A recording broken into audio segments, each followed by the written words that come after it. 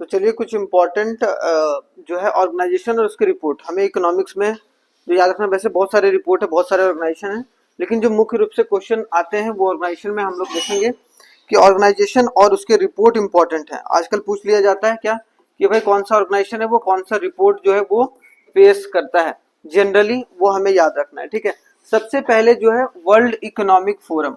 World economic forum मतलब विश्व आर्थिक जो मंच है, इसका हेडक्वार्टर जो है वो कोलिंगनी स्विट्जरलैंड है।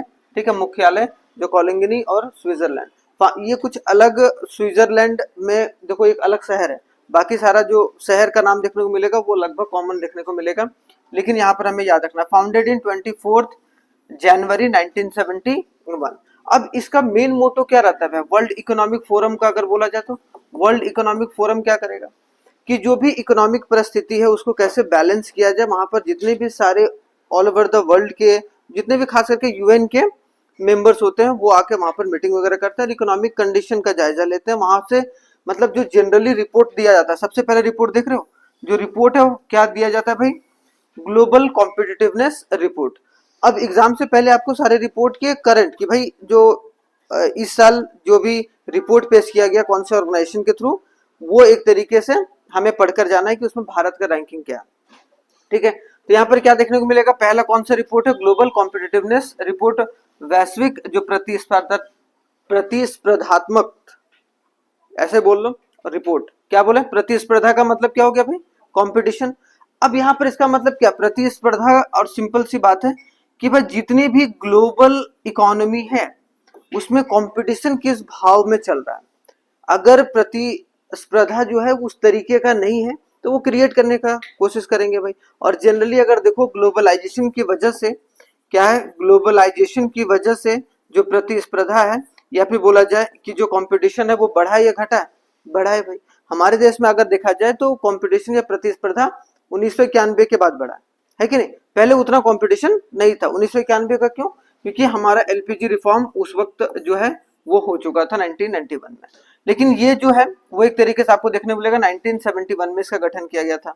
अब देखो दूसरा जो है ग्लोबल जेंडर गैप रिपोर्ट। हमने जब हम पढ़ रहे थे कौन सा भाई, कौन सा चैप्टर? इनइक्वालिटी।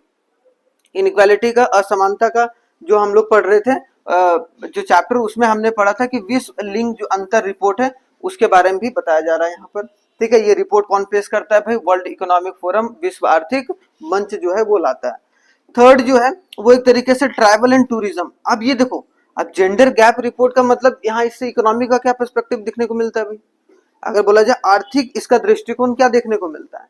अगर ये गैप रिपोर्ट ला रहा है इसका मतलब क्या है कि भाई मेन और वुमेन की जो एक्टिविटीज है, इकोनॉमिक एक्टिविटीज, उसमें क्या गैप है। ऐसा तो नहीं है कि मान लो कि जो 100 लोग अगर किसी देश में काम कर रहे हैं उसमें से अगर मान लो कि 40 जो है वो मेल है और 60 अगर फीमेल है, तब भी एक तरीके से गड़बड़ है, इक्वालिटी नहीं है। इक्वालिटी का मतलब क्या हो? समानता का मतलब कि 50-50 का रेशियो होना चाहिए। अगर ये हो गया जिस दिन, इसका मतलब क्या है कि असलियत में हम लोग बोल के चल सकते हैं कि यहाँ पर इक्वालिटी है, क्योंकि जो भी पॉपुलेशन है उसका हाफ कौन है भाई? मेल है। हाफ कौन है? फीमेल है। तो अगर दोनों में एम्प्लॉयमेंट का या फिर जो जेंडर अगर गैप जो रिपोर्ट है वो अगर उसके आधार पर अगर देखा जाए तो ये जितना क्लोज होगा वो उतना अच्छा होगा। जितना अगर मान लो कि ये हो गया कि 30% महिला काम कर रही हैं और 60% जो है वो एक तरीके से, या 70% जो पुरुष काम कर रहे हैं, इसका मतलब ये इनक्वालिटी जो है वो ज्यादा देखने को मिलेगा, गैप ज्यादा देखने को मिलेगा। और गैप ज्यादा होगा मतलब अंतर ज्यादा होगा तो असमानता ज्यादा होगा। ठीक है, तो ये एक तरीके से इंपॉर्टेंट। इसका डायरेक्टली इम्पैक्ट किस पर पड़ता है भाई? इकोनॉमिक के ऊपर पड़ता है कि नहीं पड़ता है? आर्थिक व्यवस्था के ऊपर पड़ता है। तीसरा जो है ट्रैवल एंड टूरिज्म। आजकल क्या हो रहा है कि सारे लोग जो है वो टूरिज्म पर बहुत ज्यादा फोकस कर रहे हैं, खास करके सारे नेशंस जितने भी हैं जो अपनी कंट्री को एक टूरिस्ट डेस्टिनेशन हब बनाना चाह रहे हैं कि जहां पर जहाँ पर्यटक आए भाई और यहाँ पर खुल के अपनी जो है एक्सपीरियंस करें यहाँ पर, या फिर जो भी सारे नेचुरल चीजें हैं जितनी भी। ठीक है, तो उसमें अगर देखने को मिलेगा ट्रैवल एंड टूरिज्म कॉम्पिटिटिवनेस जो रिपोर्ट है, क्या यात्रा और पर्यटन जो प्रतिस्पर्धात्मक, ठीक है, रिपोर्ट जो है वो आपको देखने को मिलेगा। और यहाँ पर भी देखो, यहाँ पर भी क्या बोला गया, अगर मान लो कोई देश में, जैसे कि आजकल देखो जयपुर का अपना जो है टूरिज्म हब है, लेकिन ये एक तरीके से क्या है कि स्टेट बाय स्टेट है। लेकिन ये सेंटर भी तो बहुत सारा टूरिज्म को बढ़ावा देने के लिए काम करती है, ठीक है। इसलिए देखो एयरपोर्ट पर, जैसे ही खास करके इंटरनेशनल एयरपोर्ट पर, वहां पर अलग अलग स्टेट का अलग अलग जो है टूरिज्म का प्रचार चलता रहता है, ताकि जो विदेशी लोग आए उनको एक तरीके से वहां जाएं और वहां पैसा खर्च करें। और अगर पैसा खर्च करेंगे तो सिंपल सी बात है भाई कि डॉलर हमारे देश में आएगा भाई। अगर विदेशी लोग हमारे देश में आकर टूरिज्म को एक्सप्लोर करते हैं तो इसका मतलब क्या है कि हमारे यहाँ जो टूरिज्म का कॉम्पिटिटिवनेस है वो एक तरीके से आपको बढ़ता हुआ देखने को मिलेगा।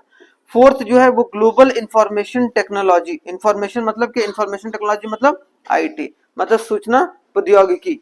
मतलब सिंपल सी बात है कि हमारे देश में टेक्नोलॉजी कितना बड़ा है, उसमें कंपटीशन में हम लोग कितने आगे हैं या नहीं है पूरा वर्ल्ड या फिर विश्व के स्तर पर। तो यहाँ देखो ये बहुत इंपॉर्टेंट है, कॉम्पिटिटिवनेस हो गया यहाँ पर, ग्लोबल कॉम्पिटिटिवनेस रिपोर्ट। ये जनरली क्या होता है बिजनेस पॉइंट ऑफ व्यू से, कि हमारे हमारे जो बिजनेसेस हैं वो किस तरीके से ज्यादा कॉम्पिटिटिव है या नहीं है। कॉम्पिटिटिव का मतलब क्या हो गया, अगर हमने बनाया 5 रुपए का सामान और वर्ल्ड पर अगर 5 रुपए का सामान मिल रहा है तो उन दोनों में प्रोडक्ट एक से ज्यादा बिक रहा है, इसका मतलब वहां पर कंपटीशन कितना है। ऐसा तो नहीं है कि 5 रुपए का प्रोडक्ट हमारा 5 ही पैकेट बिक रहा है और जो दूसरे देश का है उसका 5 रुपए का चीज 50 पैकेट बिक रहा है, मतलब वहां पर गैप ज्यादा है। मतलब हमारे देश का जो सामान है उसका दूसरे देश के सामान के बीच में कंपटीशन है ही नहीं। कंपटीशन जो ये जरूरी है कि हमें एक तरीके से बताना, ठीक है। तो ये 4 रिपोर्ट जरूर याद रखिएगा कि global competitiveness report, global gender gap report, travel and tourism competitiveness report और ग्लोबल इंफॉर्मेशन टेक्नोलॉजी रिपोर्ट। दूसरा है क्या है, UNCTAD मतलब United nation conference on trade and development, मतलब संयुक्त राष्ट्र व्यापार और विकास सम्मेलन। ये खास करके एक यूएन का बॉडी है भाई, जो एक खास कर हमारे देश या पूरे पूरे विश्व में जो व्यापार को, ट्रेड किस तरीके से डेवलप हो। जैसे मान लो कि एक देश में ट्रेड जो है, ट्रेड मतलब क्या हो गया व्यापार, कि व्यापार किस तरीके से डेवलप हो रहा है उसके बारे में यहाँ पर बताने की कोशिश की जाती है। एक देश में मान लो कि पहले से ज्यादा अच्छा तरीके से व्यापार हो रहा है, क्योंकि एक देश की जो अर्थव्यवस्था होती है वो किस पर टिकी रहती है, व्यापार पर। अगर व्यापार नहीं होगा तो वो देश कभी भी डेवलप नहीं कर सकता। क्या हम सिर्फ नौकरी देके ही डेवलपमेंट कर सकते हैं? नहीं। नौकरी, सरकारी नौकरी बात कर रहा हूं मैं, सरकारी नौकरी देके हम डेवलपमेंट नहीं, क्योंकि जब तक हमारे देश में गुड्स और सर्विस नहीं बनेगी, जब हमारे देश में नहीं बनेगा तब तक हम लोग एक तरीके से डेवलप नहीं कर सकते हैं, विकास के रास्ते पर नहीं जा सकते हैं। तो यहाँ पर व्यापार का डायरेक्टली रिलेशन किसके साथ है भाई, विकास। तो वहां पर कौन सा रिपोर्ट है या फिर कौन सा ऑर्गेनाइजेशन है, United Nations conference on trade and development. इसका फाउंडेशन जो रखा गया 1964 में 30 दिसंबर को स्थापना हुआ था। हेडक्वार्टर जो है जिनेवा, जिनेवा स्विट्जरलैंड है, ठीक है। मुख्यालय इसका कहां पर है, जिनेवा स्विट्जरलैंड। और एक रिपोर्ट ये पेश करता है जो कि बहुत मोस्ट इंपॉर्टेंट रिपोर्ट है, कौन सा, वर्ल्ड इन्वेस्टमेंट रिपोर्ट, विश्व निवेश रिपोर्ट। अब निवेश से कैसे रिलेशन है ये समझो। अगर मान लो जिस देश में व्यापार बढ़ रहा है, ठीक है, इसका मतलब सिंपल सी, या फिर इसको ऐसा समझो, जिस देश में निवेश बढ़ रहा है, ठीक है, निवेश बढ़ रहा है, उस देश में व्यापार बढ़ेगा कि नहीं बढ़ेगा। निवेश हमने दो तरीके से पढ़ा था बैलेंस ऑफ पेमेंट में भी, एफडीआई और एफआईआई, है ना। तो संस्थागत निवेश और एक प्रत्यक्ष निवेश, ठीक है। तो यहां पर अगर देखा जाए कि अगर निवेश किसी भी देश में बढ़ रहा है, तो अगर मान लो कि हम लोग वर्ल्ड इन्वेस्टमेंट रिपोर्ट, विश्व निवेश रिपोर्ट में हम लोग आगे बढ़ रहे हैं, इसका मतलब हमारे देश में ज्यादा एफडीआई या एफआईआई जो है वो आ रहा है, इसका मतलब हमारे देश में व्यापार भी बढ़ रहा है और उसके वजह से विकास भी हो रहा है। समझ में आया? तो यहाँ पर एक बात याद रखना है कि वर्ल्ड इन्वेस्टमेंट रिपोर्ट किनके द्वारा, यूएनसीटीएडी के द्वारा जो है वो जारी किया जाता है। अब आगे आ जाओ भाई, यहाँ पर देखो आईएमएफ के बारे में। आईएमएफ क्या है, इंटरनेशनल मॉनेटरी फंड, अंतरराष्ट्रीय मुद्रा कोष। ये जनरली फंड प्रोवाइड कराती है भाई।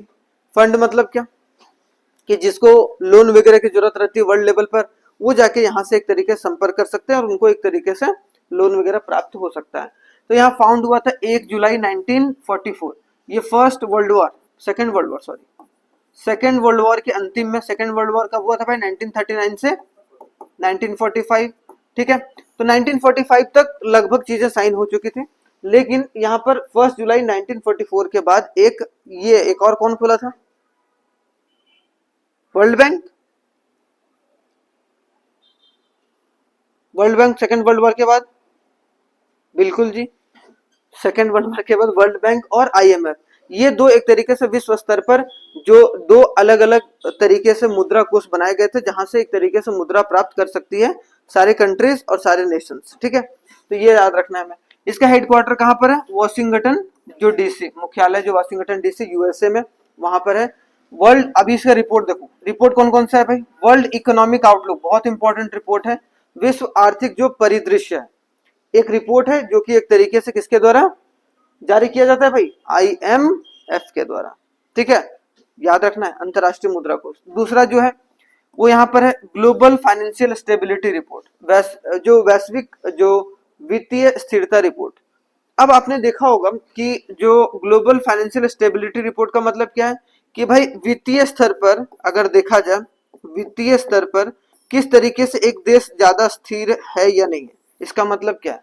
अगर मान लो कि एक देश में उसकी बैंकिंग सिस्टम में ज्यादा NPA है, नॉन परफॉर्मिंग एसेट है, मतलब ऐसा परिसंपत्ति जो कि एक तरीके से अब कोई काम कर रहा नहीं, तो इसका मतलब क्या हो गया? जैसे अभी आप देख रहे होगे कि अब बैंक ना, अब फाइनेंशियल ईयर का एंडिंग है, तो फाइनेंशियल ईयर के एंडिंग में क्या होता है कि जितने भी सारे लोग जो लोन नहीं चुकाए हैं, ठीक है, या जिनका मतलब या मृत्यु हो गया है मान लो कि लोन लेके, या फिर मान लो जिनका स्थिति और खराब हो गया, तो उनको एक तरीके से लोक अदालत में लाया जाता है।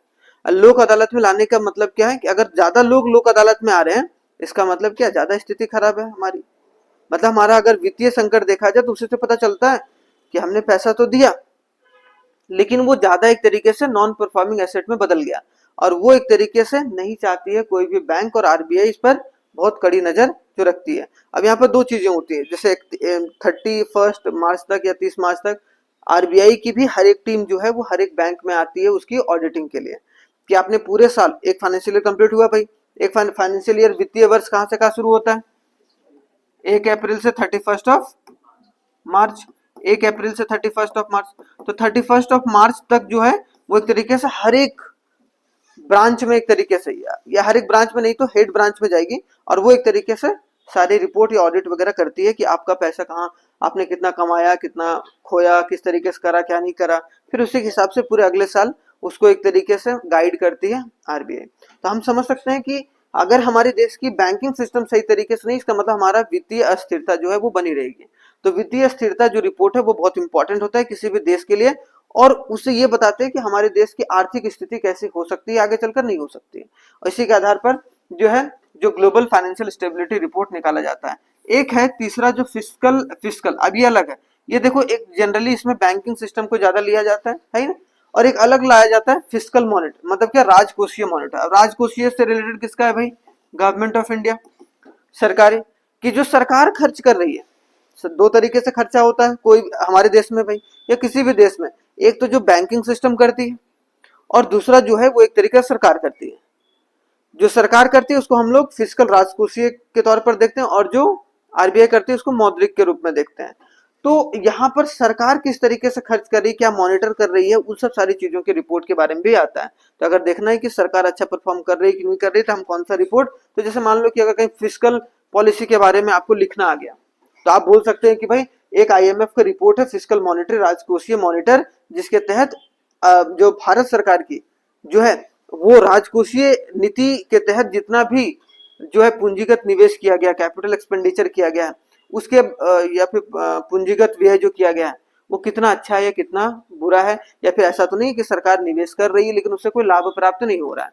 जैसे मान लो सरकारी स्कूल सरकार ने खोला, अब उसमें मान लो कि 10 करोड़ का लागत से सरकारी स्कूल खोल दे लेकिन 2 बच्चे आ रहे हैं, तो क्या लाभ हुआ सरकार को? कोई लाभ नहीं हुआ। तो इस तरीके से अब एजुकेशन लाभ के पर्सपेक्टिव से सरकार से नहीं खोला जाता है, जनरली उसमें फीस 10 रुपया 12 रुपया ऐसे ही रहता है, लेकिन तब भी एक तरीके से लाभ जो है वो सोसाइटी पॉइंट ऑफ व्यू से भी तो होना चाहिए, लेकिन वो चीजें भी एक तरीके से हम लोग देख सकते हैं। तो फिस्कल मॉनिटर में ये सब सारी चीजों का रिपोर्ट जो है वो आईएमएफ निकालती है। ठीक है, एक देखो एक इंपॉर्टेंट है ये financial action task force. Financial action task force का मतलब क्या हो गया भाई? फाइनेंशियल एक्शन टास्क फोर्स मतलब वित्तीय कार्रवाई कार्यबल। इसका मतलब क्या? इसका हेडक्वार्टर कहाँ है? जैसे मान लो कोई भी देश में देखो कि जो फेक करेंसी बनने लगता है, जब जब बड़े बड़े नोट रहते हैं फेक करेंसी बनने लगता है, या फिर वहां पर करप्शन होने लगता है, मनी लॉन्ड्रिंग होने लगता है। मनी लॉन्ड्रिंग का सिंपल सा मतलब क्या है भाई, कोई बताएगा? हाँ, ब्लैक मनी है, मतलब ब्लैक मनी, काला बाजारी जो है पैसों का, वो ज्यादा बढ़ रहा है, टेररिज्म को फाइनेंस ज्यादा कर रहे हैं। इसलिए आपने देखा होगा कि जो इसको हम लोग इसको FATF बोलते हैं, FATF ही है जो फाइनेंशियल एक्शन टास्क फोर्स ही है जो ब्लैक लिस्ट में या ग्रे लिस्ट में कंट्रीज को डालती है। जैसे पाकिस्तान को कभी कभी ब्लैक लिस्ट कर देती है कि ये पैसे को टेररिज्म में या फिर जो ये आतंकवाद को फैलाने में या जो है वो पैसा ज्यादा दे रहा है। इसका मतलब FATF ही एक संस्था है या संगठन या ऑर्गेनाइजेशन है जो कि एक तरीके से कोई भी देश को अलग अलग लिस्ट में डाल सकती है। अगर मान लो कि किसी भी देश को ग्रे लिस्ट में डाल दिया या ब्लैक लिस्ट में, ब्लैक लिस्ट सबसे खतरनाक होता है। अगर ब्लैक लिस्ट में किसी देश को डाल दिया गया, मतलब कोई भी जो वित्तीय संस्थान है जो बड़े बड़े, जैसे वर्ल्ड बैंक हो गया, IMF हो गया, या बड़े बड़े जितने भी सारे जो बैंक होते हैं, जैसे एशियन डेवलपमेंट बैंक हो गया, आपने देखा होगा ADB बैंक है, एशियन डेवलपमेंट बैंक, ठीक है, एशियाई विकास जो बैंक है, वो फंड प्रोवाइड कर देता है, वो फंड देना उसको बंद कर देगी, मतलब वो पैसे नहीं देगी। अगर लोन मांगेगा तो बोलेगा नहीं, आप अपने पैसे को गलत तरीके से खर्च करते हो। पैसे अगर वर्ल्ड बैंक और IMF दे रहा है तो वो खर्चा कहाँ होना चाहिए? सोशल वेलफेयर के लिए, सामाजिक कल्याण के लिए होना चाहिए। रोड बना रहे हैं, रेलवे बना रहे हैं, एजुकेशन पर खर्च कर रहे हैं, हेल्थ पर खर्च कर रहे हैं, तो बढ़िया है, कोई दिक्कत नहीं है, ठीक है।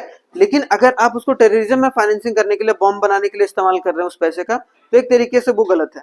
तो उस पर नजर जो है वो FATF का रहता है। लेकिन यहाँ पर भी हम लोग ज्यादातर देखते हैं कि जो इसमें भी पक्षपात होता है कभी कभी, लेकिन तब भी एक तरीके से बहुत बार ये फेयर चीजों को करके चलती है, ताकि जो नेशन, वैसे नेशन जो कि पैसों को सही तरीके से इस्तेमाल नहीं कर रहे हैं, विश्व का पैसा है ना वो, जैसे मान लो कि एक बैंक है, हम लोग का पैसा बैंक में भाई, अब वो बैंक जो है वो गलत आदमी को पैसा दे रहा है, वैसा जो कोकीन का स्मगलिंग कर रहा है या वैसा जो गांजे का स्मगलिंग कर रहा है, तो इसका मतलब क्या है? वो गलत है ना, वहां से ज्यादा प्रॉफिट तो आ रहा है, लेकिन वो एक तरीके से गलत है, हमारा पैसा गलत तरीके से निवेश हो रहा है। लेकिन वही पैसा अगर किसी, हम लोग एक ऐसे कि जो बड़ा हॉस्पिटल खोल रहा है उसको दे रहे हैं, जिसका मतलब क्या कि वो सही रास्ते पर जा रहा है। इसी तरीके से FATF नजर बना के रखती है।